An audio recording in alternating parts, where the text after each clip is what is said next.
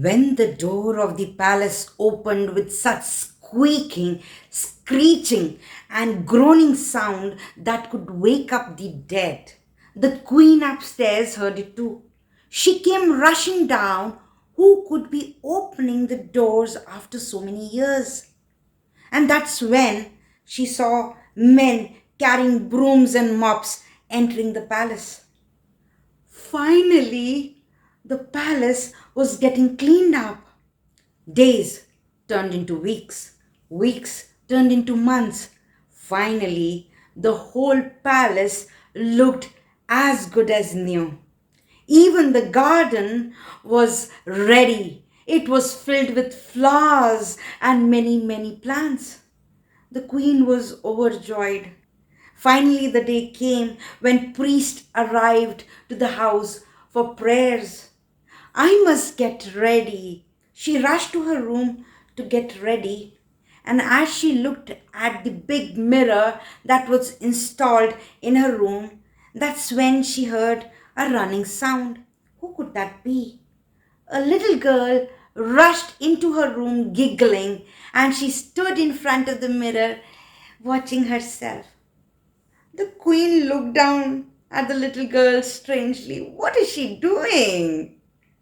And that's when the little girl looked up. My Plintet, Plintet, will you be my friend? Before the queen could correct her that she was no princess, she was a queen, the little girl caught hold of her hand, dragged her out of the room, down the stairs towards her parents. For some magical reason, the queen couldn't take her eyes off the little girl. She just couldn't see anyone other than the little girl. Mama, Papa, see my new friend, a princess. A separate chair was set on the dining table for the queen.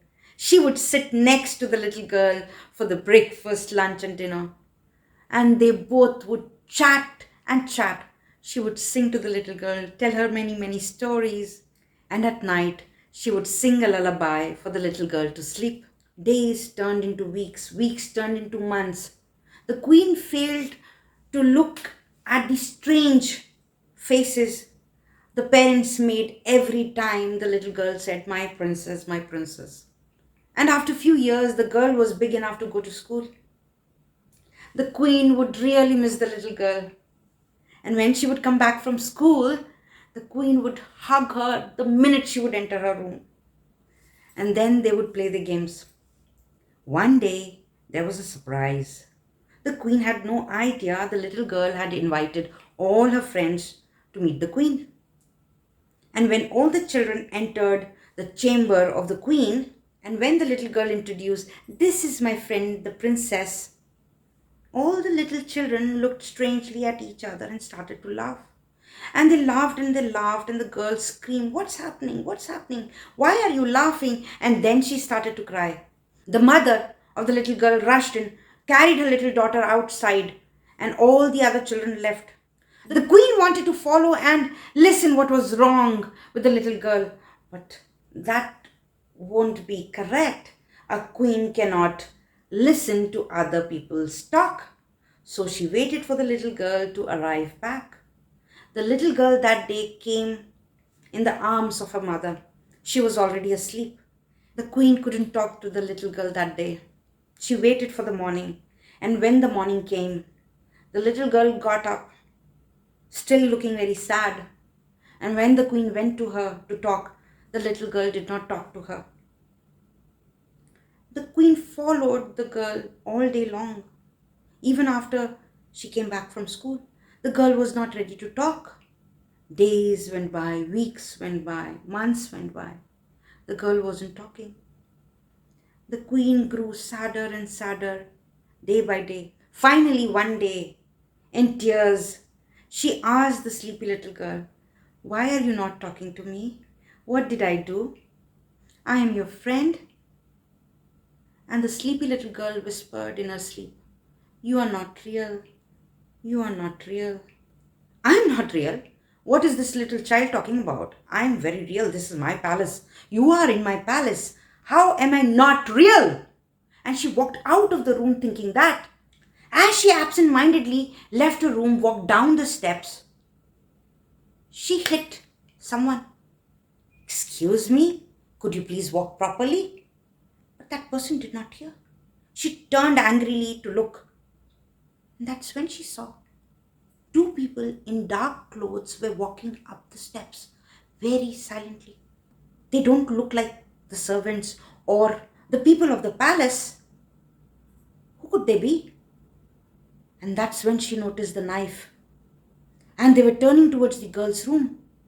And they entered the girl's room. The queen rushed behind them. They were slowly going towards the girl's bed. The queen got scared. My little girl, my little girl, my little friend. And she jumped in front of them. She said, "Stop! Stop!" But they wouldn't listen. And the queen took a deep breath, and all her anger of being alone for all these years suddenly surfaced. Her eyes turned red and she screamed, "Stop right now!" And she caught hold of the neck of both the thieves and she lifted them up in the air. Somewhere, all the anger had turned into her strength. The thieves were up in the air and she took both of them out of the girl's room. The girl woke up and she screamed when she saw these two thieves being led out of the door. She rushed out of her room and she went to her parents' room. By then, the queen had thrown the thieves down the steps and they tumbled down the steps with such loud sound that everyone came out. The whole palace was lit up and the queen never stopped. She rushed down the steps. She again lifted those thieves up and she threw them here and then she threw them there. She kept picking them up and throwing them in the air till they couldn't get up anymore. What she failed to notice that everyone behind her were in stunned silence. Some screamed and some fainted. But she had her focus on those thieves. And when finally the thieves couldn't get up, she felt weak. She was about to stumble. That's when she saw the little girl running down the steps screaming, my princess, are you okay? Are you okay? She was finally talking. The queen was really happy. She lifted the little girl up in the air and hugged her.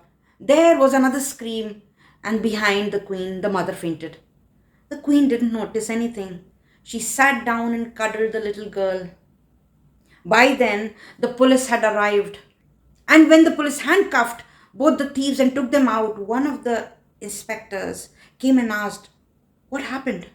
Before the stunned father could reply, the little girl pitched in, my princess saved us all. The father didn't want to correct the little girl or say anything in front of the confused inspector. May I speak to your chief, please? The chief of the police was called. They both rushed in to the study, and that's when the father spoke to the chief of police. You wouldn't believe what I'm about to tell you. Surprise me. You will be really surprised and shocked. Okay. It started on the very first day we entered this house. Our little girl said she had an imaginary friend, the princess. We let her be. But finally, a time came when we told her that stop talking about the imaginary princess because everyone thought she was lying. It has been months that she has spoken about the princess. And suddenly today, we see these flying thieves up in the air. What are we supposed to imagine? The chief calmly looked at the shocked, surprised father. Oh, it seems the rumors are true that this palace is haunted. But I can't write that in the report. You have a very friendly ghost in your house, and that too a queen. It's not a princess, it's a queen. A queen had died in this palace. And then the rumors started. I never believed it, but after hearing you, I truly believe it now. So, what am I supposed to do about the ghost? The ghost hasn't done anything. The only thing we have to do is shh, not talk about it. The chief of the police and the father promised themselves that they would never talk about this outside. And the friendly ghost queen and the little girl lived happily ever after in that palace. With this, I end my story here. Thank you.